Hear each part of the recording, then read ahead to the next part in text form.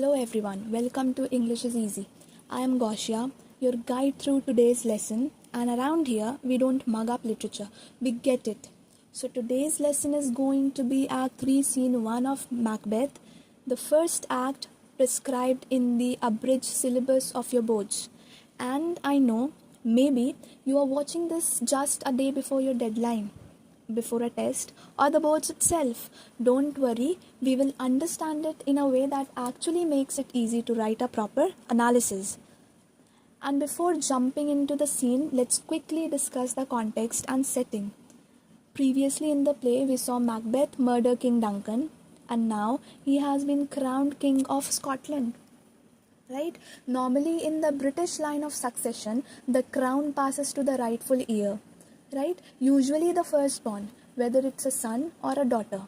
For example, King Charles inherited the crown as the eldest son.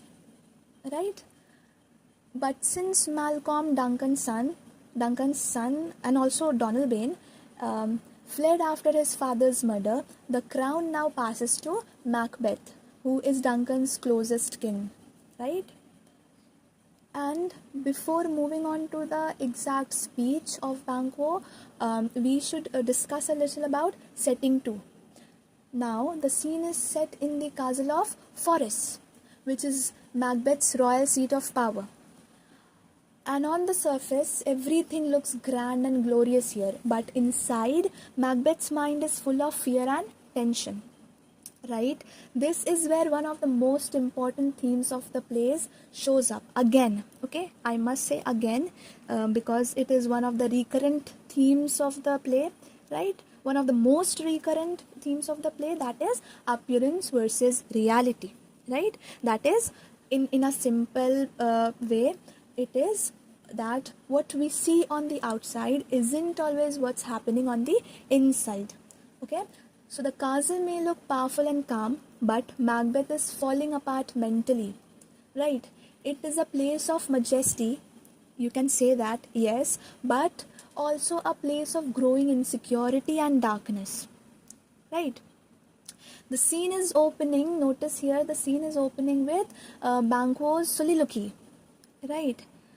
You must wonder what soliloquy is. Now, before we move further, let's quickly understand it.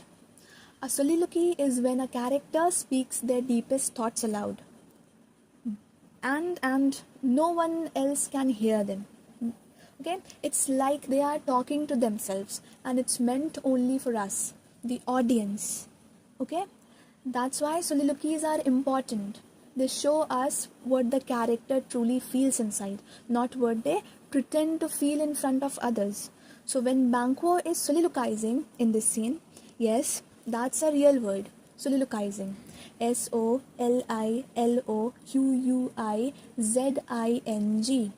Okay? He is sharing his private thoughts with us. Right? And later in this act, we will also get an important soliloquy from Macbeth himself. Okay? And before we dive into Banquo's actual speech, let's quickly recall why Banquo is starting to suspect that Macbeth might have done something terrible to become the king that he has become. Okay, firstly, you all know it, the answer is on the surface, right? Banquo knows about the witch's prophecy, right? He was there when they said Macbeth would become Thane of Cawdor and thereafter the king. Okay, but the second one is a bit tricky. You have to scratch your brain for it, right? It is upon memory, right? Remember Act 2, Scene 1, where Macbeth tells Banquo something? Yes, try to remember it. The exact speech in Act 2, Scene 1 was, "If you shall cleave to my consent, when it shall make honor for you," right? By this, Macbeth basically meant that if you stick by me when the time comes, I will make sure you are rewarded. Right? At that point, Banquo was not sure what Macbeth meant. But now, after Duncan's death, it is clear. Right? Now it makes sense to Banquo. Maybe Macbeth was hinting that something dark was about to happen. and wanted Banquo on his side. Okay, going with the soliloquy. Okay, the first two lines are, "Thou hast it now, King Cauda Glamis, all, as the weird woman promised, and I fear thou playest most foully for it." These are your first three lines of the soliloquy of Banquo. Remember what soliloquy is? Yes. Here Banquo acts as an observer, stating the facts. He acknowledges that the witch's prophecies for Macbeth have come true, but he immediately follows his observation with a damning suspicion. Right? He says, that I fear thou playest most foully for it. And notice he is the first character to voice a direct suspicion that Macbeth cheated. Right? Macbeth cheated to get the crown, played foully. It is a metaphor from games or gambling. Right? In football game, a foul card means that you cheated or you have done something that is not acceptable. Right? So, played foully is a metaphor from gambling or games, right? And his fear isn't of Macbeth, right? His fear is for himself. He fears that his friend has committed a terrible sin. So, this establishes Banquo as a moral and honorable character, right? And see how his this speech of Banquo also stirs his ambition a bit. Right? He says, "Yet it was said, it should not stand in thy posterity, but that myself should be the root and father of many kings." Right? "If there comes truth from them, as upon thee, Macbeth, their speeches shine. Why, by the verities on thee made good, may they not be my oracle as well, and set me up in hope." Okay? Okay. He says, he recalls his part of the prophecy. This is where his ambition surfaces, right? It comes clean, right? His logic is simple and very human, right? He says that Macbeth's reign is temporary, right? He makes it a point, should not stand in thy prosperity. It should not stand in thy prosperity. Sorry, it should not stand in thy austerity. Right? But his own children will be kings. Okay? Macbeth's reign is temporary, and that Banquo's own children will be kings.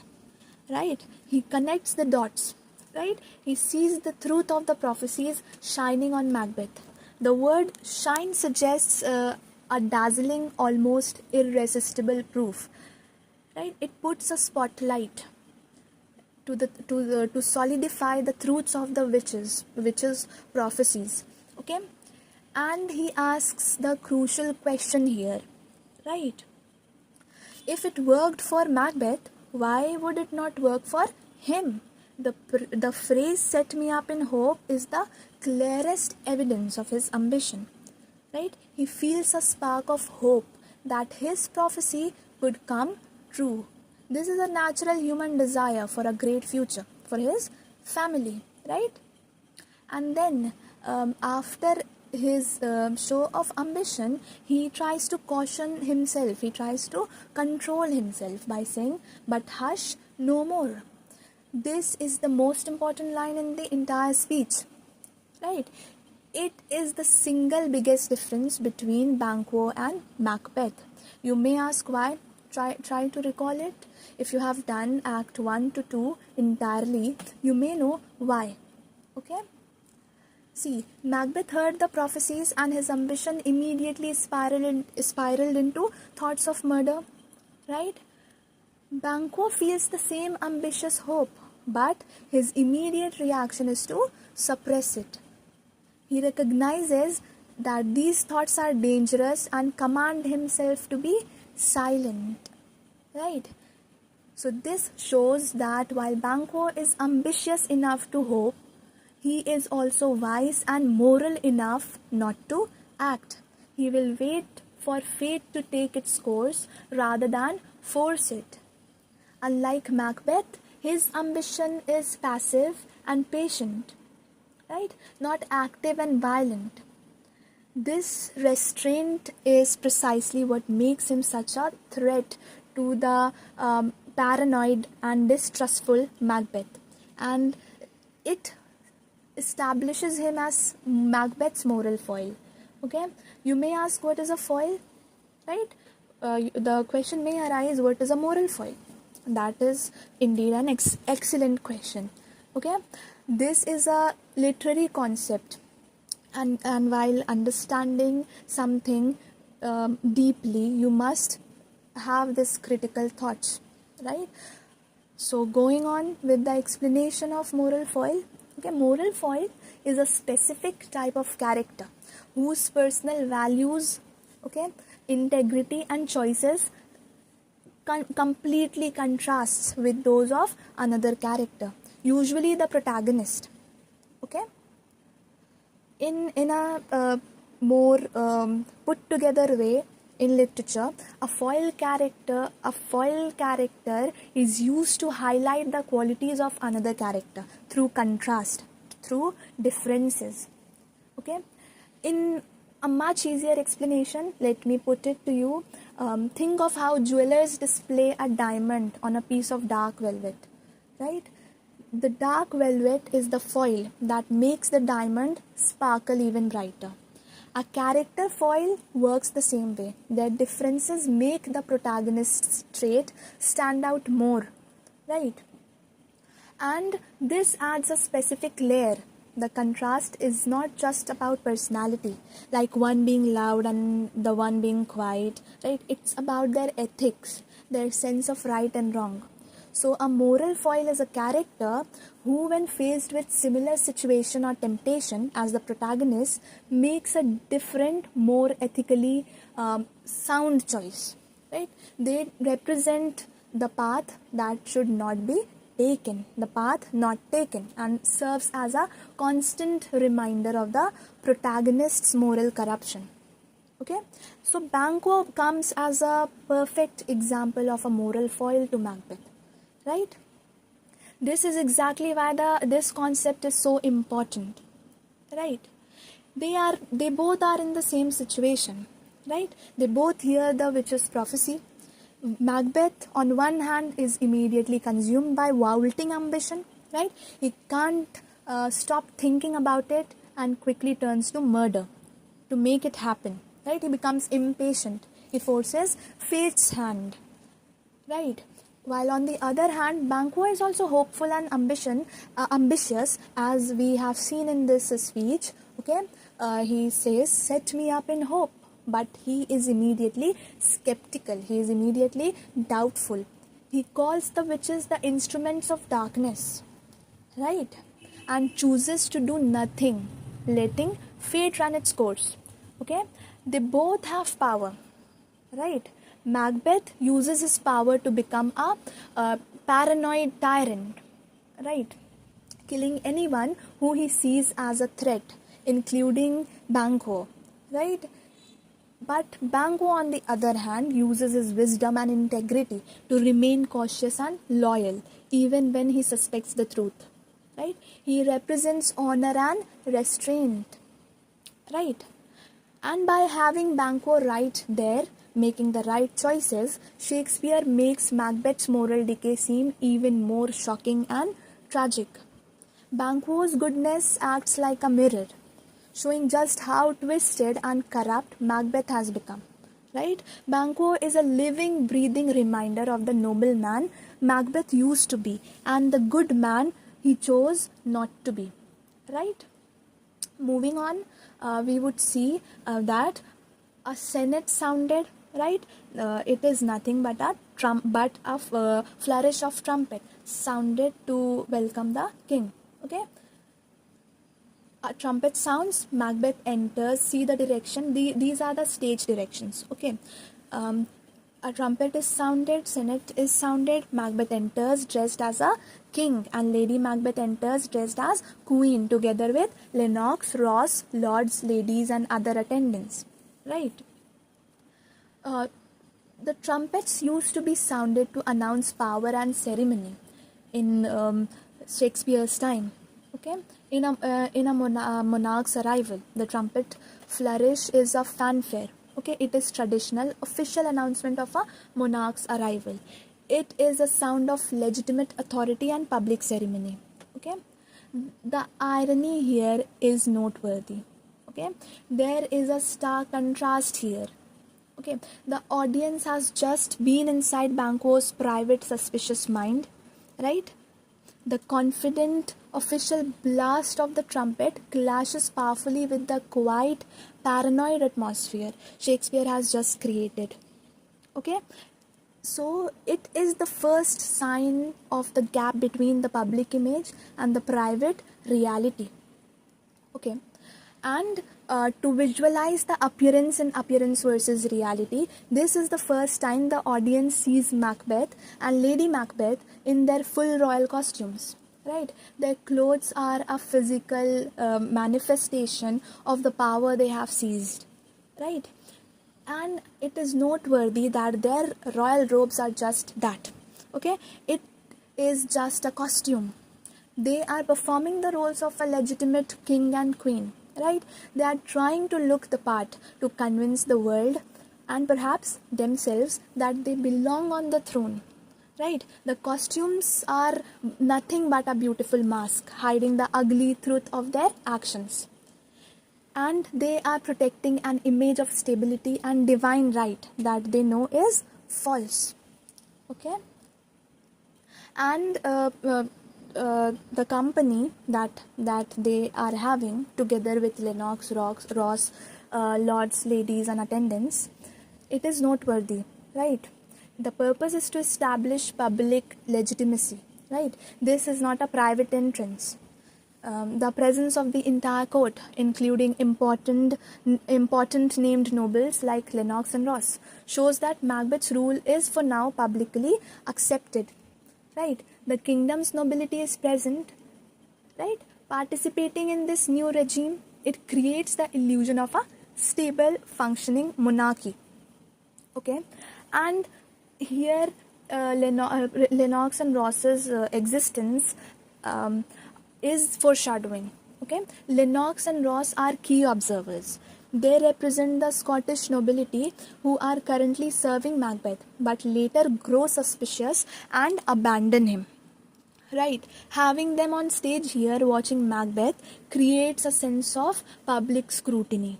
Okay, we watch them as they watch their new king, and we know they will eventually see through Macbeth's performance.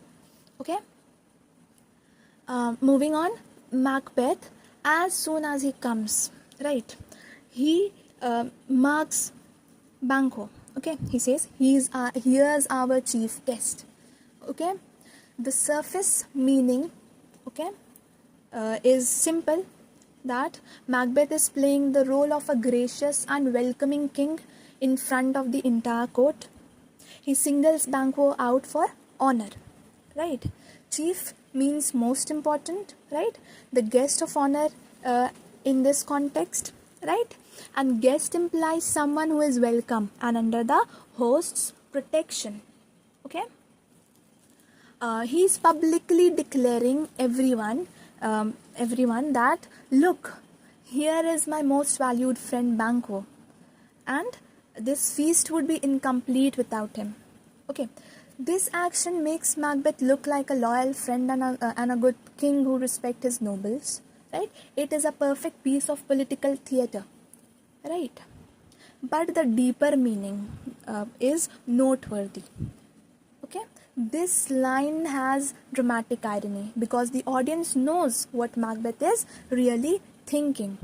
Okay, Banquo is not the chief guest, he is Macbeth's chief target, right? And his chief fear, right? Macbeth is elevating him with praise just before he plans his murder, just before he orchestrates his murder. The honor is a mask for his deadly intent, right? The word guest is incredibly important here, right? In our culture, right? And in almost every culture.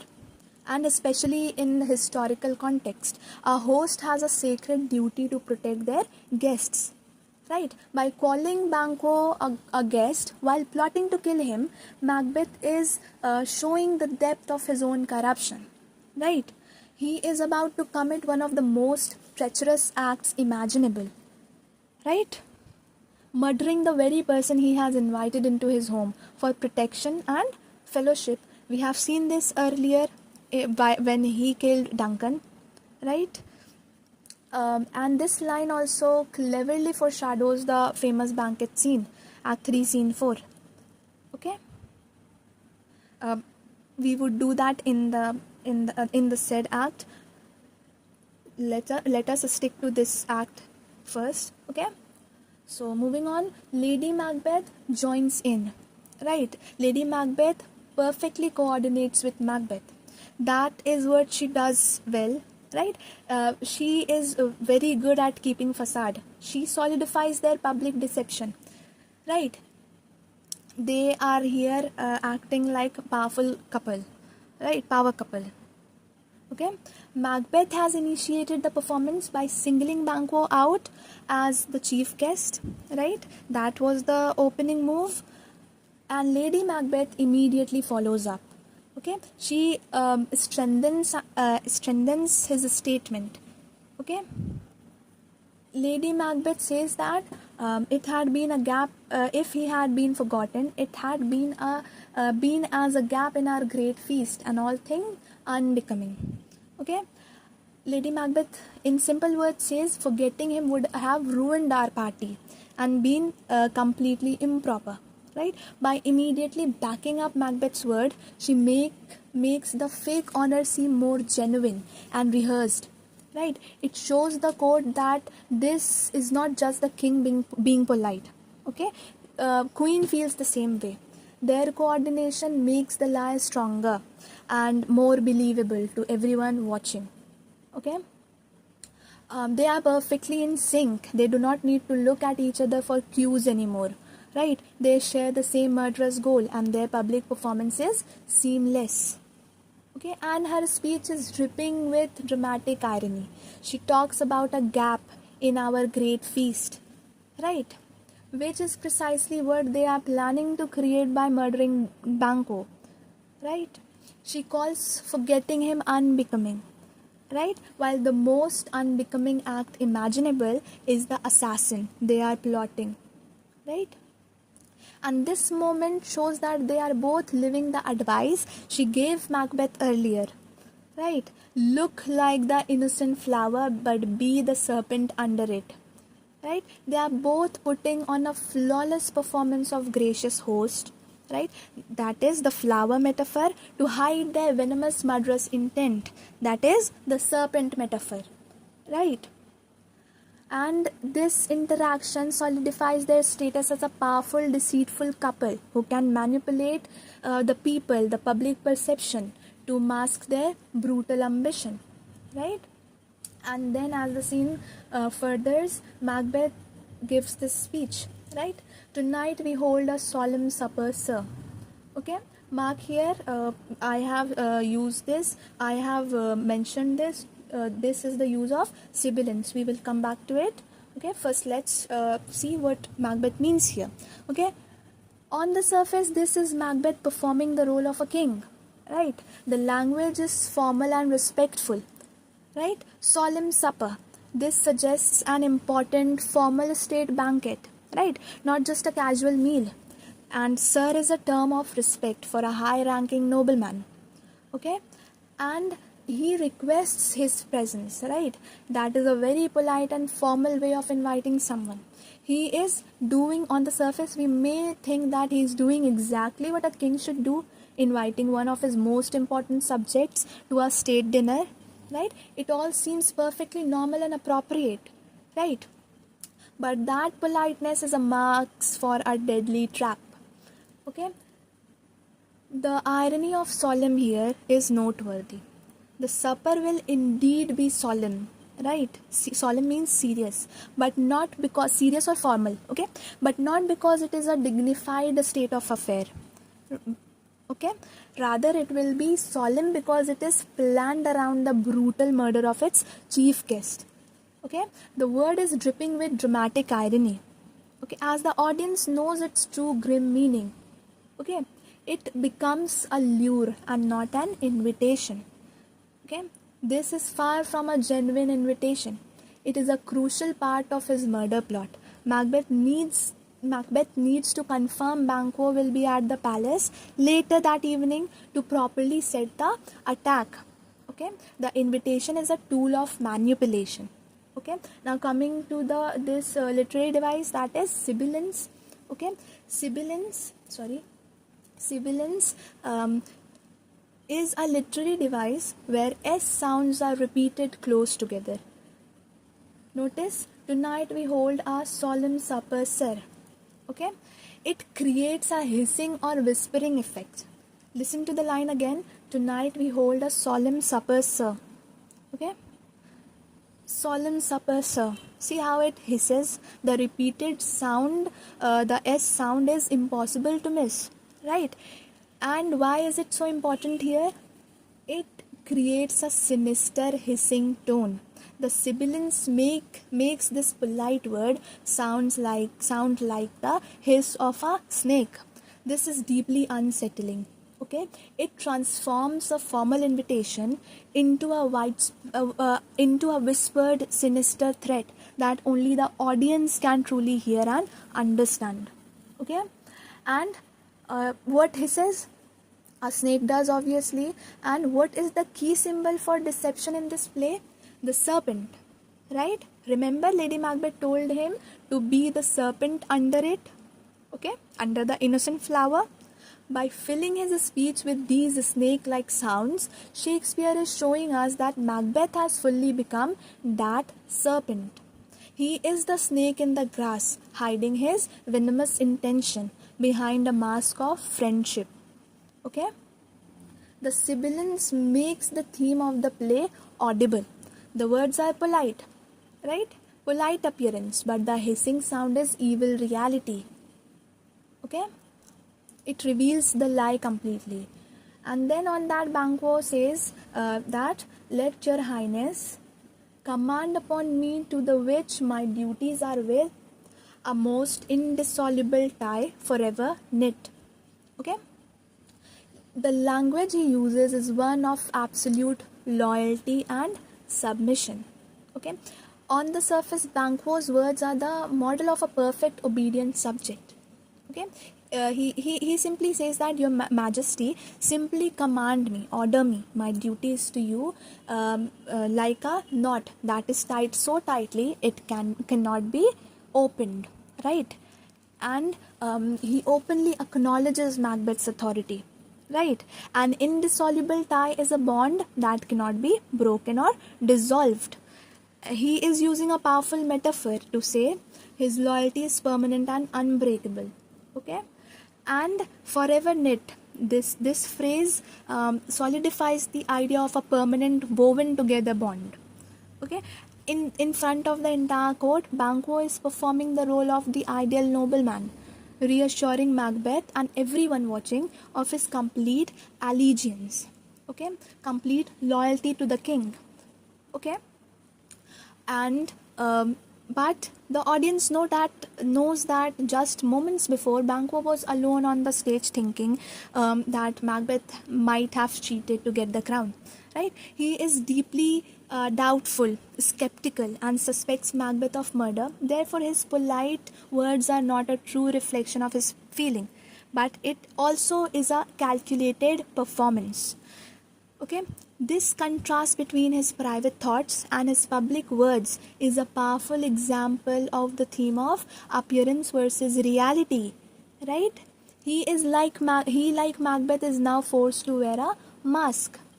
Okay, and this facade is not just about being polite. It is a crucial strategy for saving himself. Banquo is an incredibly intelligent and practical man. He understands the danger he is in, right? He knows too much. Banquo was there when the witches made their prophecies, right? And he is a direct threat. right? If Macbeth was willing to murder King Duncan to gain the crown, what would he do to the person who could expose him, right? And who fathers the line of the kings, right? Banquo knows that if he opens his mouth or even show a hint of suspicion, he and his son Fleance would be in grave danger, right? Therefore, his extreme politeness and respect are a form of armor, right? It is armor, it is a suraksha kavach. Okay? By playing the part of the loyal subject so convincingly, he attempts to make Macbeth feel secure and deflect any suspicion from him. He is hiding his true thoughts to stay alive, buying himself time to really understand the treacherous political landscape he is in now. Okay, and there comes the strategic and calculative speeches of Macbeth, set of question that Macbeth poses to him.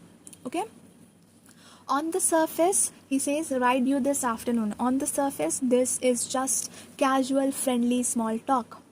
Right? Macbeth plays the role of a relaxed host. He's simply asking his friend about his plans for the afternoon. Right? It has normalcy. Right? It seems like a king who is genuinely interested in the well-being and the leisures of his nobles. But in reality, this is not a question.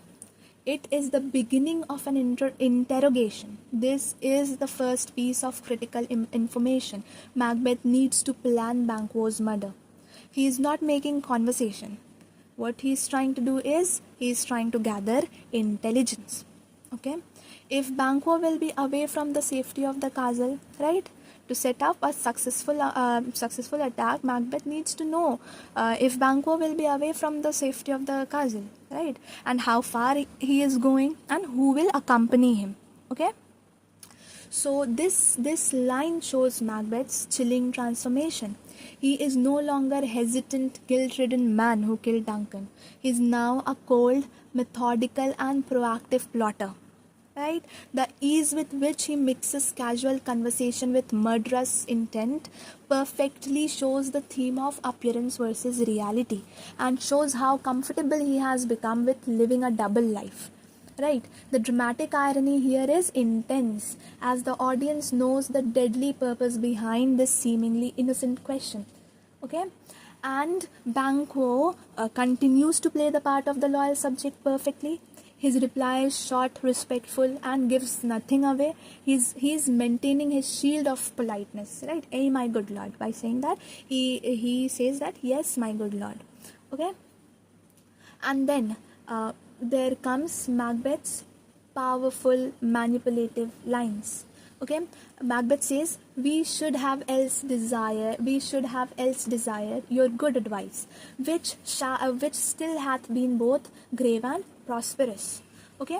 On the surface, this is an incredible compliment. Macbeth is saying, if you weren't going riding, I would have really wanted your advice at today's council meeting. Right? Your advice has always been so serious and wise, and it has been successful. Right? It has led to good outcomes. Right? This is a brilliant piece of flattery. In front of the whole court, Macbeth is validating Banquo's wisdom. Right? He is publicly stating that Banquo is his most trusted advisor. Right? He is performing the role of a good king. Right? He makes himself look like a wise ruler who depends on the counsel of his best men. Right? This makes Banquo feel valued and is designed to disarm him completely, making him feel secure in the king's friendship. And then comes the dismissal in this day's council. But we will take tomorrow. Is it far you ride? Okay. See how it dismisses him. Right? But we will take tomorrow. This is where the mask slips for the audience. The dismissal is chilling for two reasons. Right? It has dramatic irony, obviously. Right? Macbeth's casual, we will just hear your advice tomorrow, is dark. Right? It is a sinister joke. For Banquo, there is no tomorrow. And we are privy to this knowledge. Right? We know this beforehand. Macbeth knows that by tomorrow, Banquo will be dead. He is literally postponing a meeting that will never happen. This reveals the chilling, cold-blooded nature of his plan, right? And by dismissing Banquo's advice, Macbeth reveals that he no longer wants or needs the counsel of good men. A wise king listened to his advisors, right? But a tyrant, a dictator, however, trusts no one and makes decisions in isolation, right? Macbeth's praise was a lie. He has no intention of listening to Banquo's prosperous advice because he is now committed to a path of paranoia and murder. Right? He is shutting out the last voice of moral reason in his circle. And then he comes back to the loop of questionnaire. Right? The interrogation continues. Is it far you ride? Okay? Notice how quickly he moves on. The moment he is finished with the fake flattery and the chilling dismissal, he circles back immediately to his real purpose. That is, gathering intelligence for the attack, gathering information for the attack. The talk about the council meeting was just a smoke screen, right? The real question are about the murder plot. This shows how focused and methodical he has become. Okay? And then on that, Banquo replies. Then on that, Banquo replies, "As far, my lord, as will fill up the time. Twixt this and supper, go not my horse the better." Okay? He is basically saying that he will be riding all afternoon from now until dinner. He is still being respectful, right? He is using the words, my lord. But notice he is a little vague. He does not say anything where he is going. Just for how long? Okay? And go not my horse the better, I must become a borrower of the night. Literally, this means if my horse isn't fast enough, I might have to travel in the dark for an hour or two. Okay, to get back. It sounds like a simple practical concern about travel time, right? And this is where it gets really interesting. Okay, the language Banquo uses is incredibly poetic and full of dark imagery, which is a huge clue for us. Okay, there is a chilling dramatic irony. Okay, Banquo's casual comment that he might have to become a borrower of the night is terrifying piece of dramatic irony. He thinks he might just be late for dinner, right? But we know that the darkness of night is coming for him permanently, right? The murderers are waiting for him, and the dark hour he faces will be his last. He is unknowingly predicting his own death, right? And in Macbeth, you may notice that darkness almost always represents evil, right? It almost every time represents death and secrecy.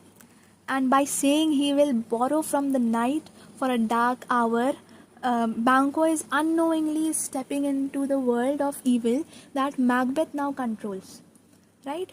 And it is also noteworthy that it is a noteworthy question to question that could Banquo be planning something? Now let's get to it, right? This is a strong interpretation. Moving on is we would think about it, right? His language is secretive. People who borrow the night are usually doing things in secret under the cover of darkness. And he could just have said, I might be a bit late, right? Instead, he uses this very specific cloak and dagger type of language, right? He is being vague. He is not telling about his entire plan to Macbeth. He never tells Macbeth where he is going, right? Is this because he does not want the new potentially murderous king to know his business? Okay, it is a question. Okay, is he going to meet with another nobleman to discuss his suspicion? It remains an ambiguity. Okay, it remains unclear, but we can put it as it is. Okay. And he is a threat and he knows it. Banquo is smart, right? He knows he is a threat to Macbeth. it makes perfect sense that he might be taking his own secret precautions or even starting a quiet investigation. Okay, only Shakespeare knows of it. So while these lines are definitely a moment of tragic foreshadowing, they can also be read as a clue to his character. Okay, he is not a passive victim, he is cautious, right? He is an intelligent man who is aware of the danger he is in and might just be making his own secret moves. Okay, this adds a fantastic layer of political intrigue to the scene, right? And thereupon Macbeth says, "Fail not our feast." Macbeth on the surface shows that he is friendly, but it is also a firm reminder from a king to his most important guest, the chief guest. It sounds like I am really counting on you being there, right? However, in reality, this is a sinister command. Okay, it is filled with dramatic irony because Macbeth's plan depends on Banquo attempting to return for the feast, right? He is not inviting a friend, he is confirming his victim's route, right, into the trap. The command is a cruel piece of deception. Okay, and Banquo's promise is horrifying because it fulfills itself, right? Continuing his performance of the royal subject, he says, he gives a direct promise, he intends to be there, and he assures his king of it, right? Banquo is murdered on his way back to the castle, so he fails to attend the feast as a living guest. However, he keeps his promise in the most terrifying way imaginable, right? He attends it as a host. In the banquet scene, Act 3, Scene 4. Tune in, we would upload that too. Okay, and his bloody apparition appears and sits in Macbeth's own chair. Okay, that becomes a silent, horrifying thing that that only Macbeth can see. Okay, so when Banquo says, "I will not fail," he is unknowingly making a promise that he will come, okay, in a way that will torment Macbeth. Okay, and then we move on to Macbeth's important speech here. It is noteworthy. Okay, here from this speech is a perfect example of Macbeth's new political cunning. Okay, and it's where we see him fully embrace a Machiavellian strategy. Okay, see how I have written you it. I would tell you to please write this in your copy, okay, or in your book as a note. Okay, it is noteworthy.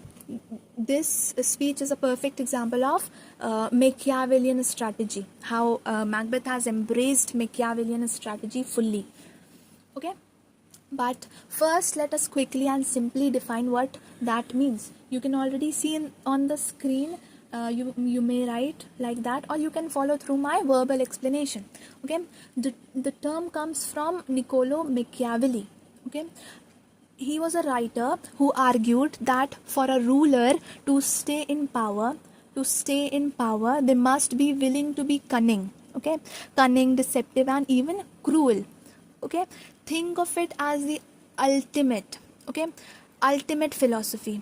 Okay, simply the ends justify the means. Okay, a Machiavellian ruler believes that public image is everything. Okay, that they must appear virtuous and just even if they are committing evil acts in private. Okay, and the second thing a Machiavellian ruler believes in is that it is better to be feared than loved. Okay, fear is a more reliable way to control people. Okay, and manipulation, third thing that they believe in, they swear by, is manipulation is their key tool. Okay, they use lies, propagandas, and deception to control the narrative and eliminate their enemies. You know the meaning of propaganda? That is the term that is viral on social media nowadays. Okay, propaganda is an exaggerated kind of a lie that is told to gain public favor. Okay, and this is exactly what Macbeth is using in his speech. Okay, he's doing public smear campaign, right? He's smearing Banquo. Okay, he's smearing the sons of Duncan, the princes. Okay, on the surface, Macbeth is acting like a responsible king. He is sharing important state intelligence with Banquo, his trusted advisor. He is saying that he has received reports that their murderous cousins, that is Malcolm and Donalbain, are hiding in England and Ireland, and they refuse to confess to the horrific crimes of killing their own father. The act of killing one's own father is called parricide. Okay, an act of killing one's own mother is called matricide. Okay, instead they are spreading, he says that instead they are spreading wild made up stories, strange invention to anyone who will listen.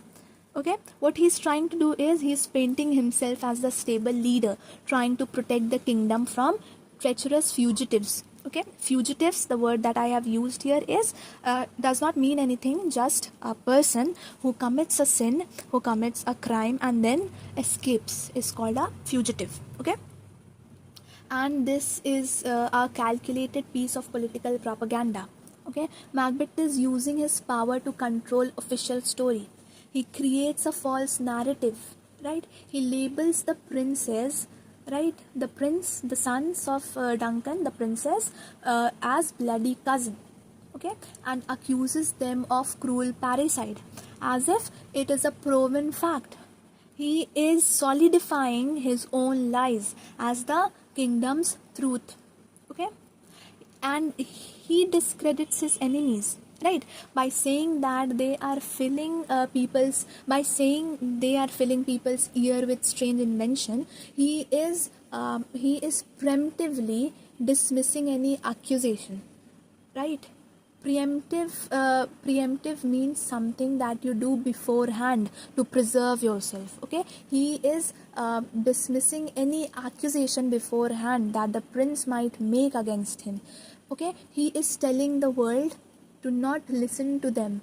Okay, he is painting them as liars. Okay, see this note. Okay, bloody cousin reference is dripping with irony. He pretends loyalty to Duncan while being the murderer himself.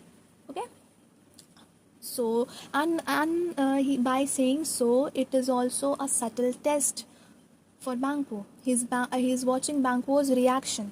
Okay, does Banquo agree? Does he look suspicious? Okay, Macbeth is trying to gauge who is with him and who is not. Okay, and then there comes the final question. Okay, final deadly question. But of that tomorrow, when therewithal we shall have cause of state craving us jointly. Hie you to horse, adieu, till your return at night. Goes fleance with you. Okay. The strategy continues, the tomorrow lie continues, just as he did before. He dismisses the important state business until tomorrow. At tomorrow, he knows Banquo will never tomorrow he knows Banquo will never see. Okay, this maintains the illusion that he values Banquo's partnership, making the deception even more cruel. Okay, and notice how he throws in the most important question right at the end. Okay, almost as an afterthought. Goes fleance with you, right? He makes it sound like a friendly, polite inquiry about his friend's son. Okay, but in reality, it is the most critical piece of intelligence he needs. Okay, the witches prophesied that Banquo's descendants would be kings.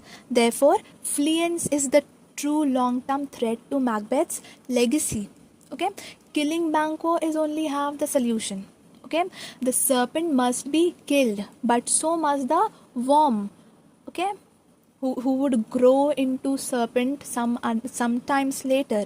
Okay, his final question shows that Macbeth is no longer just a panicked murderer, right? He is a cold Machiavellian strategist, thinking steps ahead and plotting to eliminate not just his current fears but his future ones as well. Okay, and Banquo's final unknowing words, okay, becomes chilling reminder. Okay, on the surface, Banquo is simply saying, "Hey, my good lord, our time does call upon us." He's simply saying, "Yes, my king, it's time for me to go." Right? He is still maintaining his respectful facade. But this line is a heartbreaking piece of dramatic irony. When Banquo says our time does call upon us, he thinks he's talking about his schedule for the afternoon, right? The audience knows, however, that his time is literally up, right? His time is really calling upon him, in the sense that his moment of death is approaching. He is unknowingly announcing his own impending doom. It is a tragic and final goodbye that he does not even realize he is making. Okay? And see how Macbeth wishes him farewell. "I wish your horse is swift and sure-footed, and so I do commend you to their backs. Farewell." Okay, this is Macbeth's final act of deception towards his friend, and it is absolutely bone-chilling. Okay, it is the twisted wish. On the surface level, he says that, "I hope you have a fast and safe ride." It is a kind, friendly wish from a host to his guest, but the reality is sinister, right? Praying for This is a sinister prayer for his murder plot to succeed. He wishes the horses are swift, so Banquo will ride quickly into the attack that he is planning. He wishes they are sure-footed, so he wishes the horses are swift, so Banquo will ride quickly into the ambush, and he wishes them sure of foot, so that Banquo does not get delayed, right? Ensuring the murderers find him at the appointed time and place. Okay, every kind word from Macbeth is a nail in Banquo's coffin. Okay, and there is the cold dismissal. Okay, the phrase "I do commend you to their backs" sounds formal, but it is incredibly cold. Okay, it is like saying, "I am now formally handing you over to your fate." It lacks any real warmth and feels more like a bureaucratic dismissal than a friendly send off. Okay, and the exit and goodbye for now. For Macbeth, it is the absolute final farewell. Okay, he knows he will never see Banquo alive again, and when Banquo exits, this becomes a symbolic moment. Banquo, who represents loyalty, wisdom, and Macbeth's own conscience, walks off the stage. Okay, his exit represents him walking to his death. With Banquo gone, Macbeth is left alone with his evil intention, having successfully removed the last good man who stood as a moral obstacle in his path. The stage is now clear for his tyranny to grow, right? He will only become a powerful, deceptive tyrant, okay, a dictator. Okay, and then Macbeth says that, "Let every man be master of his time till 7 at night, to make society the sweeter welcome. We will keep ourselves till supper time alone. While then, God be with you." Everyone exits, but a servant stays with Macbeth. Follow the stage direction too. Okay. On the surface, Macbeth is acting like a kind and thoughtful host. Okay. He is telling his entire court to go, be free, do whatever you want until the feast tonight.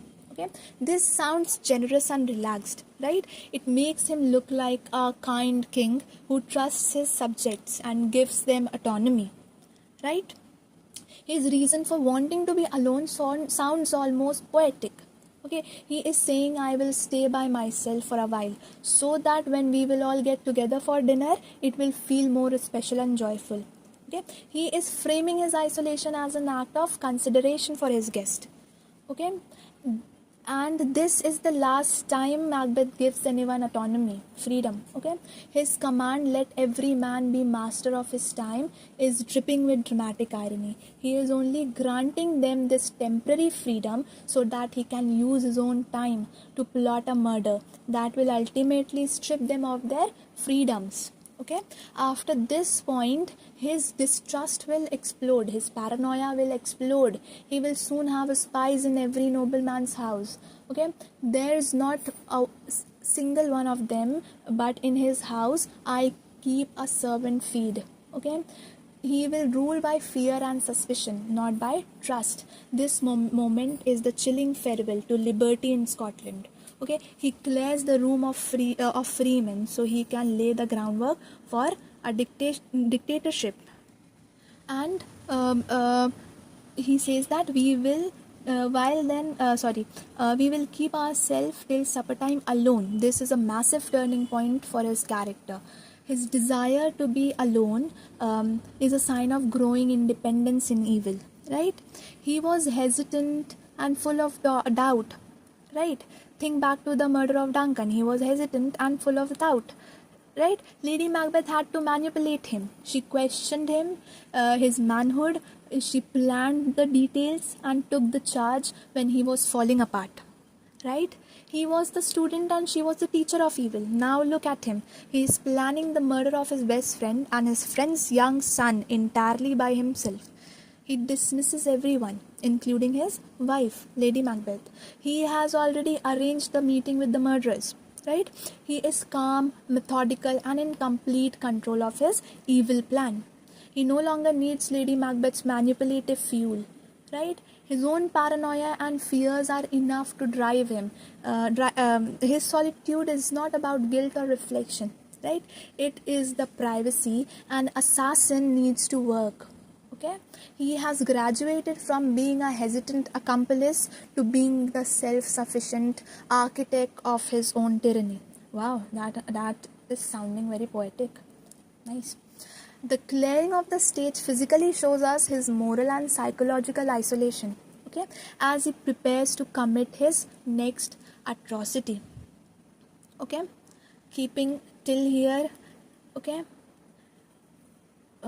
for now we will keep it till here. We will continue from this point in the next video because this one is already getting a bit long.